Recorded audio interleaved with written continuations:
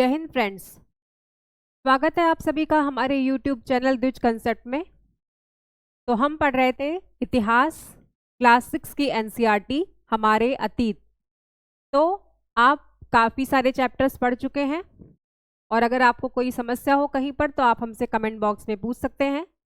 तो चलिए हम अपने इस इतिहास की इस यात्रा में आगे बढ़ते हैं और चलते हैं आपके अध्याय 7 राज्य से साम्राज्य तक। तो आज हम देखेंगे चंद्रगुप्त मौर्य ने किस तरीके से मौर्य साम्राज्य की स्थापना की और फिर आगे हम अशोक के साम्राज्य और उनकी नीतियों पर चर्चा करेंगे। तो चलिए आप एक बार अपनी किताब को एक बार देख लीजिए, जिससे आपको लगे कि ये आपकी ही बुक है।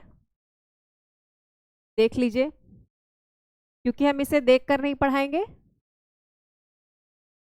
तो अब चलिए आगे चर्चा करते हैं हम। मौर्य साम्राज्य, जो कि एक ऐसा साम्राज्य है जिसने पहली बार पूरे लगभग भारतवर्ष के बहुत सारी भूमि को एक सूत्र में बांध दिया, जिसमें ऐसा कहा जाता है कि बंगाल की खाड़ी से लेके ईरान की सीमा तक मौर्य साम्राज्य का शासन हुआ करता था, जिसमें चंद्रगुप्त मौर्य ने चाणक्य के मार्गदर्शन में मगध साम्राज्य को ऊंचाई तक पहुंचाया और मौर्य साम्राज्य की स्थापना की। आगे चलकर इसमें क्योंकि चंद्रगुप्त मौर्य के बारे में ज़्यादा चर्चा नहीं है, सारी चर्चा अशोक के बारे में है, तो हम वहाँ जल्दी से आगे बढ़ते हुए हम चलेंगे और देखेंगे कि कैसे चंद्रगुप्त मौर्य के बाद बिंदुसार, उनके जो पुत्र हैं, वो सिंहासन पर बैठते हैं। और मैंने आपसे कहा था कि हमारे जो पूर्वज होते हैं वो क्या करते हैं, हमें एक तरीके की संपत्ति हो, चाहे वो भूमि की संपत्ति हो, वैचारिक संपत्ति हो, जो भी हो, वो हमें वो बना कर देते हैं। तो उसे उतने में बनाए रखना भी एक तरीके का अच्छी कला है, हम इसे समझ सकते हैं। ये भी एक बहुत ही महत्वपूर्ण गुण है जिसका पूरा परिचय बिंदुसार ने दिया। उन्होंने भले ही कोई नई भूमि अर्जित ना की हो, कोई अपनी सीमा का विस्तार ना किया हो, लेकिन चंद्रगुप्त मौर्य ने जो भी उन्हें सौंपा हुआ था उसको उन्होंने बनाए रखा और आगे चलकर उन्होंने अपनी विवाह की नीति को आगे बढ़ाया और जिसमें बहुत सारे उन्होंने विवाह किए। इसकी वजह से उनके दुश्मन भी बहुत कम रहे और उनका राज्य भी सुरक्षित रहा। फिर अशोक आते हैं, अशोक की बारी। तो अब हम चर्चा करेंगे अशोक के बारे में। अशोक जिन्हें महान कहा जाता है, अशोक महान क्यों है, ये जानने के लिए आपको आज पूरा अध्याय पढ़ना पड़ेगा।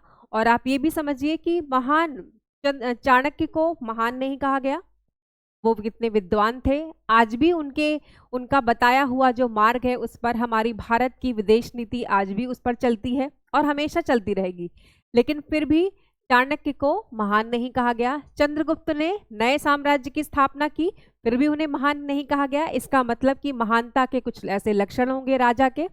तो आज हम देखेंगे कि अशोक ऐसे कैसे राजा थे जिन्हें उन्हें इतनी बड़ी उपाधि से आज भी नवाजा गया है। तो देखते हैं अशोक को, यहाँ पर आप लिख लीजिए अशोक, सम्राट अशोक। अशोक के समय में कुछ परिवर्तन हो रहे थे, जिसमें आप ये पहले लिख लेते हैं, फिर चर्चा करेंगे। बृहद जनता उनके पास थी। फिर आप देखेंगे उनके साम्राज्य में क्या कुछ हो रहा था।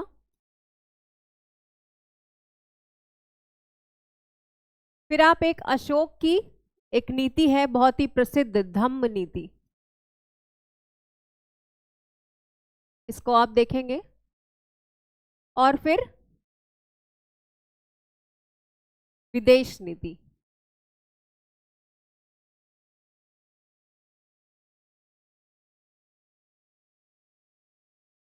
विदेश नीति।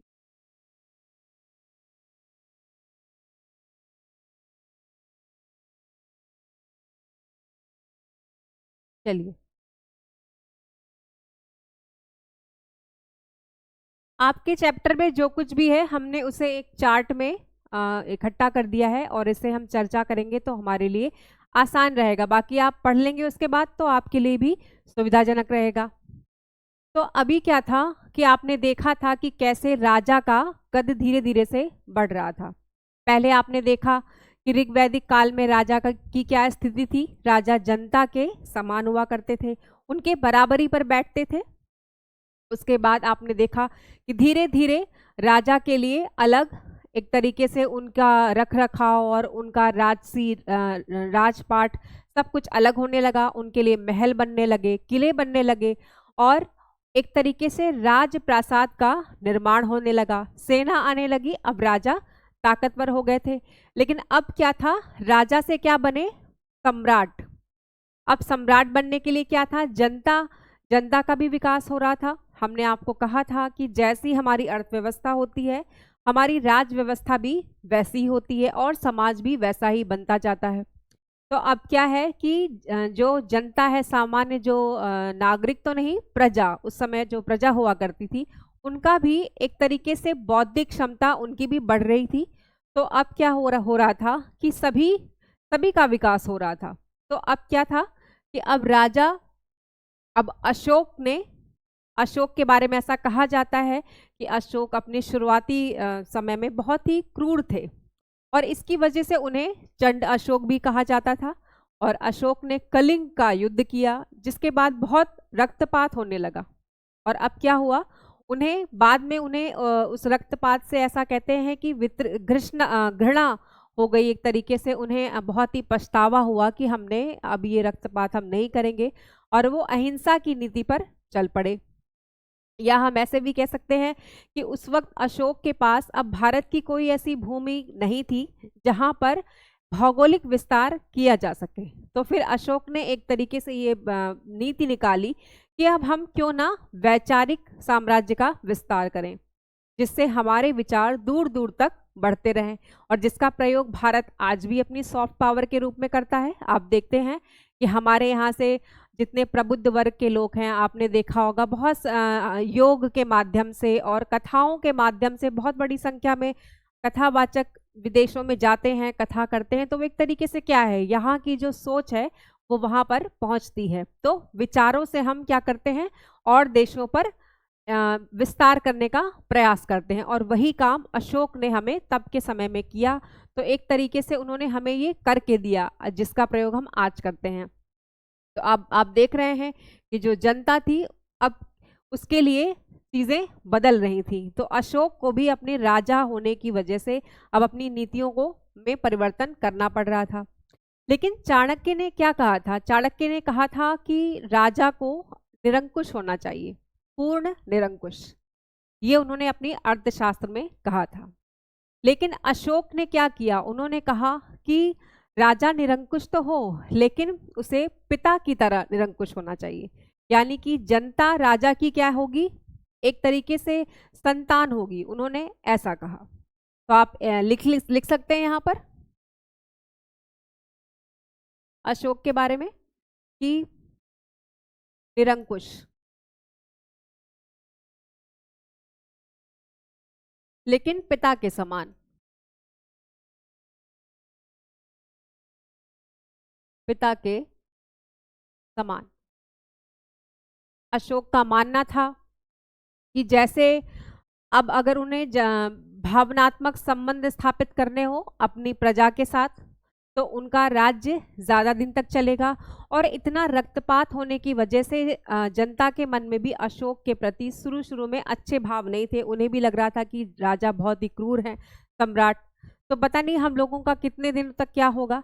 लेकिन अशोक को अपनी जो छवि थी उसको भी सुधारने के लिए उन्होंने ये नई नीति निकाली। तो अब क्या है, राजा क्या बन गए, राजा पिता तुल्य हो गए, सबसे बड़ी बात। और दूसरी बात कि राजा का जो कद है वो ईश्वर के बराबर हो गया। तो अशोक को देवानाम प्रियदर्शी भी कहा जाता है, यानी कि देवताओं का प्यारा। अब राजा से अगर किसी ने राजा की बात नहीं मानी, उनकी अवहेलना की, आज्ञा का उल्लंघन किया, तो इसका मतलब ये हुआ कि ईश्वर की आज्ञा का उल्लंघन माना जाएगा। तो अब राजा का कद बहुत ही ऊंचा हो गया था। लेकिन अशोक ने अपनी इस नीति को आगे बढ़ाया। अब उन्होंने कहा कि चूंकि प्रजा के जीवन में जो भी समस्याएं हो रही हों, और उस वक्त तक मैंने आपको बताया था कि पहले से ही वैदिक काल से ही ब्राह्मण धर्म चला आ रहा था, जिसमें बड़ी मात्रा में पशु हिंसा भी हो रही थी, बलि प्रथा थी, और क्या हो रहा था कि जो समाज है उसमें बहुत ही विभाजन हो गया था। तो दासों के साथ अच्छा व्यवहार नहीं होता था। तो अब अशोक ने ऐसा सोचा कि क्यों ना जो प्रजा की सामान्य परेशानियां हैं, जिसमें कि व्यवहार को नियंत्रण करना, किसका व्यवहार कैसा होना चाहिए, पिता के साथ कैसा व्यवहार हो, अपनी दासों के साथ कैसा व्यवहार हो, आपस में कैसा व्यवहार हो, ये भी वाली बात थी। और सबसे बड़ी बात कि एक और बड़ी संख्या में, आप यहाँ लिख लीजिए, मैंने यहाँ बृहद जनता लिखा है, इसका मतलब ये कि आप ये समझिए कि गुजरात से लेकर उड़ीसा तक आज का पूरे पूरे भारत पर मौर्य वंश का शासन था। तो आज भी आप देखते हैं कि अगर आप गुजरात से बंगाल की तरफ बढ़ें या उड़ीसा की तरफ बढ़ें, तो आप देखेंगे कि संस्कृति में कितना परिवर्तन है। वेशभूषा, खान पान, बोली भाषा, सब कुछ बिल्कुल अलग है, लेकिन फिर भी विविधता में एकता को यही हमारी भारत की विशेषता है। तो ये चीज़ अशोक ने उस समय ही समझ ली थी। उन्हें भी लगा कि इतनी तरह तरह के लोग यहाँ पर रहते हैं समाज में, अगर हमने उन पर एक सूत्र में उन्हें नहीं बांधा तो विरोध हो जाएगा, कहीं ऐसा ना हो कि हमारी नीतियों को कोई समझे ही ना। तो इसीलिए उन्होंने इस चीज को बनाने के लिए अपनी जो छवि थी उसे परिवर्तित करने का प्रयास किया। आप देखते हैं कि हमारे घरों में क्या होता है, पिता की क्या भूमिका होती है, वो थोड़े से गरम मिजाज के भले हों, भले ही आपको लगता हो कि वो हम में गुस्सा करते हैं, हमारी बातों को जल्दी नहीं मानते, तो ऐसा बिल्कुल नहीं होता। वो क्या करते हैं, बाद में मान जाते हैं, लेकिन शुरू में पिता अपनी भूमिका को पूरी तरीके से अदा करते हैं। वैसे ही अशोक ने भी किया। तो अब क्या हुआ, आगे उनकी नीतियों में ये चीजें दिखाई देने लगी। तो अब उन्होंने कहा कि चूंकि प्रजा की जो समस्या है वो राजा की समस्या होगी, ऐसा उन्होंने कहा। और राजा जनता का एक तरीके से क्या है, आभारी है, उनका ऋणी है, ऐसी बात उन्होंने कही। तो उस समय के समय जब महापद्मनंद जैसे राजाओं को लोगों ने देखा हो, जो बहुत ही क्रूर और विलासी तरीके का हो, तो ऐसे समय में राजा और जनता के बीच में ऐसा संबंध, जो भावनात्मक संबंध है, वो स्थापित होना, एक तरीके से जनता ने अपने राजा को बहुत ही सामीप्य से देखना शुरू कर दिया। तो अब एक भावनात्मक संबंध भी जुड़ने लगा, जो कि राज्य की एकता के लिए बहुत ही जरूरी था। अशोक ने यही नीति का पालन किया। फिर क्या हुआ, आपने देखा। अब आगे क्या होता है, अब आगे हम चर्चा करते हैं। इस बात पर आपने देख लिया कि अशोक की क्या नीति थी। अब ये रही बात धम्म की नीति। ये जो धम्म की नीति थी, यही अशोक की मुख्य नीति है, जो कि उनके हर कार्य में एक तरीके से हावी रहती है। उनका आप दर्शन समझ लीजिए, ऐसा हो। बाद में अशोक ने बौद्ध दर्शन को भी, बौद्ध धर्म को भी स्वीकार किया। तो इसकी वजह से क्या हुआ, धम्म का मतलब होता है कि किसी भी चीज का एक तरीके से दया की भावना होती है, और हिंसा ना हो, और पशु पक्षी और व्यक्ति सभी को बराबरी से देखना, इस तरीके की भावना उन्होंने अपने मन में भी लाई और उसी का प्रसार भी किया। तो आप देखेंगे कि आगे चलकर अशोक की ये नीति उनकी पूरे साम्राज्य को एक सूत्र में बांधने का प्रयास करती है। और फिर आप देखते हैं कि आगे चलकर अशोक अपने पुत्र महेंद्र को और पुत्री संघमित्रा को भी वो आगे प्रचार के लिए भेजते हैं, इसी नीति का पालन करने के लिए। तो अब आप देखेंगे इसके तहत क्या होता है, अशोक ने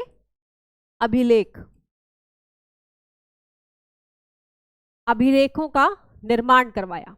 इसका मतलब अभिलेख 3 तरीके के थे, जिसमें आप कहेंगे गुहा लेख, स्तंभ लेख, और एक होता था अभिलेख जिसको वो बड़ी शिला लेख, जिसपे बड़ी सी शिला पर लिखवाया जाता था। और वो क्या होते थे, राज्य के नियम हुआ करते थे में कि किसको क्या करना है क्या नहीं करना है, ये सारे नियम थे।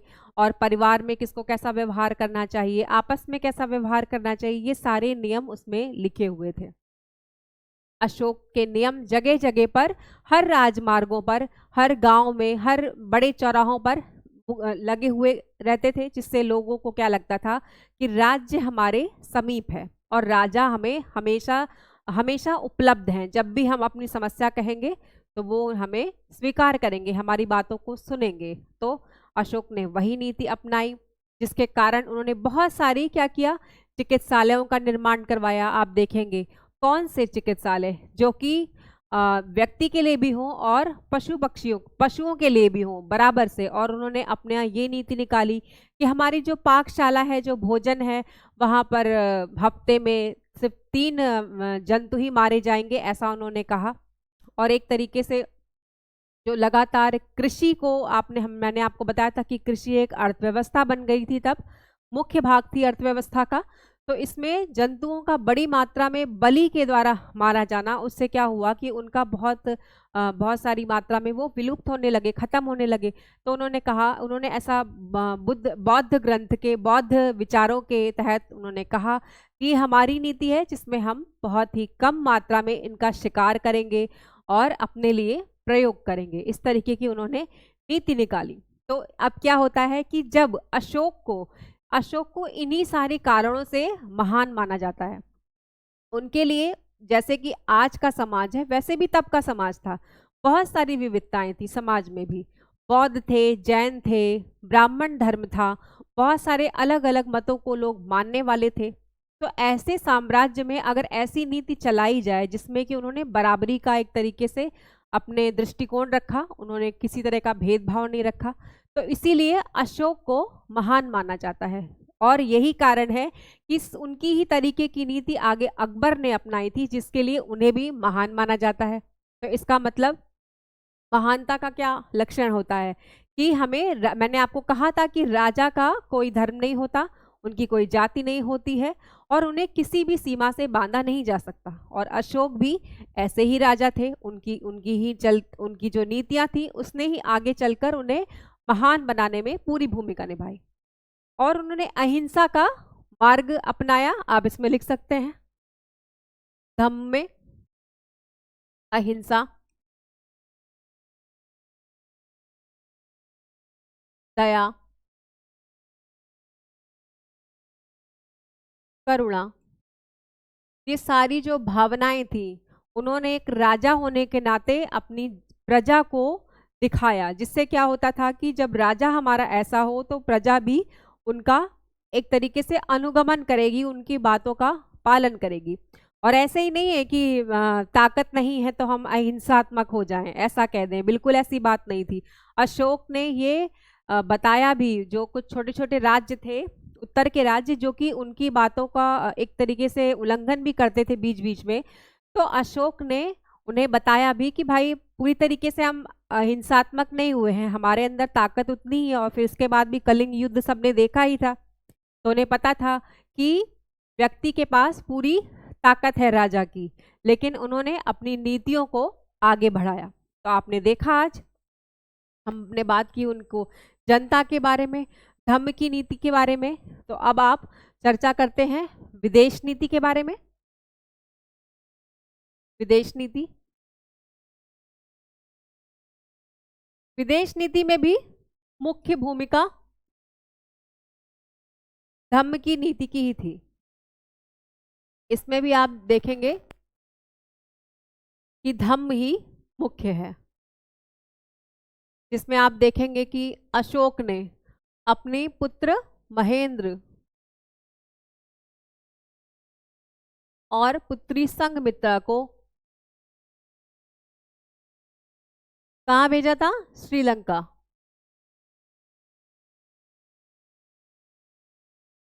और अशोक के संबंध थे आज के जो सीरिया, ग्रीस, इन सारे राज्यों से अशोक के संबंध हुआ करते थे। विदेश नीति, तो जो नीति आपके एक्सटर्नल जो कहते हैं हम कि विदेश आपके आयात निर्यात को प्रभावित करती हो, वही आपकी विदेश नीति होती है। तो जरूरी नहीं है कि व्यापार वाणिज्य तो चल ही रहा था, लेकिन एक जो वैचारिक पहुंच होती है राजा की, वो भी तो आगे बढ़नी चाहिए। जैसे कि आज आप देखेंगे कि हमारे यहाँ का जो बौद्ध धर्म है वो हमारे देश के अलावा बहुत सारे देशों में उसकी मान्यता है। आप देखेंगे कि चीन में, जापान में, कोरिया में, थाईलैंड में, कंबोडिया में आप देखेंगे कि क्या है, बौद्ध धर्म है, आज भी उपस्थित है, उनके राज्य का मुख्य धर्म वो माना जाता है।